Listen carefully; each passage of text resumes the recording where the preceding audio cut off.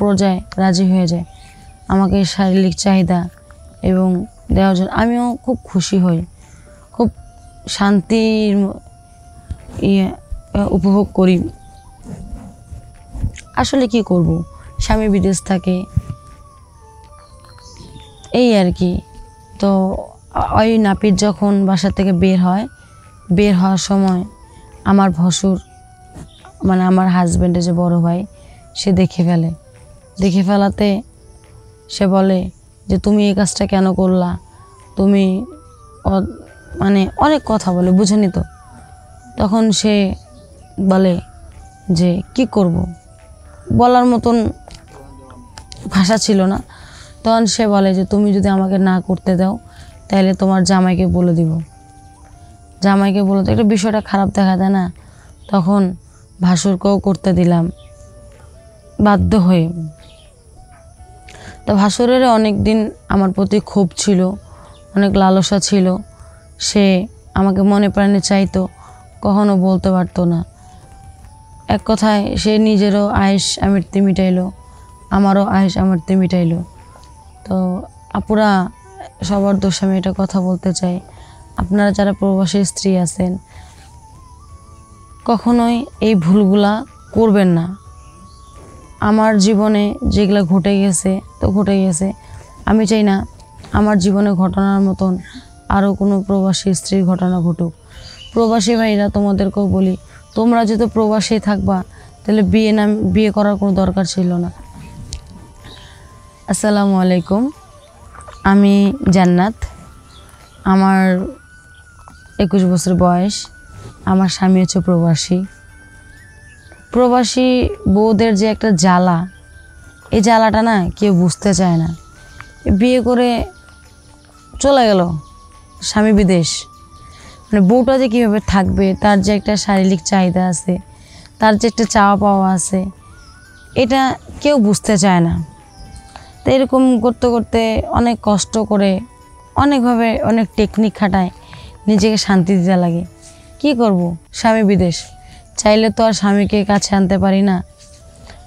পরকীয়াতে আসক্ত হব, তখন মানুষ নিজের সুখের জন্য, তখন দেখা যায় বিভিন্ন জন বিভিন্নটা কথা বলে। তো আমার একটা ছোট ছেলে আছে, তা না, আমার পাশেই একটা নাপিতের দোকান আছে। তো নাপিতের সাথে আমার ভালো একটা খুব সম্পর্ক, এক কথায় রিলেশন বলতে পারেন। একদিন দুদিন ইয়ে করতে করতে সেও আমার অনেক পছন্দ করে, আমিও তার অনেক পছন্দ করি, অনেক ভালোবাসি। একদিন আমার ছেলের আর কি চুল কাটাইতে হবে, সেই সুবাদে আমি তাকে আমার বাসায় আসতে বলি যে আমার ছেলে চুল কাটতে হবে, তুমি একটু আসো। তো ছেলে চুল কাটতে আসে, সে আমাকে দেখে পুরো ফিদা হয়ে গেল। মানে এক কথা তাকে আমি অফার করলাম যে দেখো, আমি আমার যৌবন জ্বালা আর সহ্য করতে পারতেছি না, আমি তোমাকে চাই, আমি তোমাকে অনেক ভালোবাসি, আমার মনে প্রাণে অন্তর জুড়ে শুধু তুমি। তো এরকম করতে করতে সে এক পর্যায়ে রাজি হয়ে যায় আমাকে শারীরিক চাহিদা এবং দেওয়ার জন্য। আমিও খুব খুশি হই, খুব শান্তির উপভোগ করি। আসলে কি করব, স্বামী বিদেশ থাকে, এই আর কি। তো ওই নাপিত যখন বাসা থেকে বের হওয়ার সময় আমার ভসুর মানে আমার হাজব্যান্ডের যে বড় ভাই সে দেখে ফেলাতে সে বলে যে তুমি এই কাজটা কেন করলা, তুমি মানে অনেক কথা বলে, বুঝেনি তো। তখন সে বলে যে কি করব, বলার মতন ভাষা ছিল না। তখন সে বলে যে তুমি যদি আমাকে না করতে দাও তাহলে তোমার জামাইকে বলে দিব। জামাইকে বলে তো একটা বিষয়টা খারাপ দেখা যায় না। তখন ভাসুরকেও করতে দিলাম বাধ্য হয়ে। তো ভাসুরের অনেক দিন আমার প্রতি ক্ষোভ ছিল, অনেক লালসা ছিল। সে আমাকে মনে প্রাণে চাইতো, কখনো বলতে পারতো না। এক কথায় সে নিজেরও আয়েশ আমৃত্যু মিটাইলো, আমারও আয়েশ আমৃত্যু মিটাইলো। তো আপুরা, সবার দোষ আমি এটা কথা বলতে চাই, আপনারা যারা প্রবাসী স্ত্রী আছেন কখনোই এই ভুলগুলা করবেন না। আমার জীবনে যেগুলো ঘটে গেছে তো ঘটে গেছে, আমি চাই না আমার জীবনে ঘটনার মতন আরও কোনো প্রবাসী স্ত্রীর ঘটনা ঘটুক।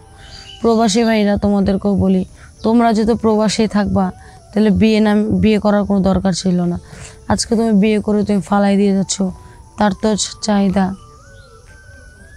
তার তো মানসিক কিছু একটা আশা করে। তো তোমারও বোঝা উচিত যে আমার বউটা যে থাকবে ওইখানে কিভাবে থাকবে। আমার বউর তো একটা অভ্যাস ছিল। তো সবার উদ্দেশ্যে বলি, তোমরা এমন কোনো ভুল করো না। এমন কোনো ভুল করলে তোমাদের ক্ষতি হইতে পারে, বা এরকম চিন্তাধারা তোমরা আনবা না, কারণ এগুলা চিন্তাধারা সেন্টিমেন্ট নষ্ট করে। তো কি করব, আমি চাই না যে আমার ঘটনাটা কারোর সাথে ঘটে যাক। তোমরা এগুলা থেকে সতর্ক থাকবা।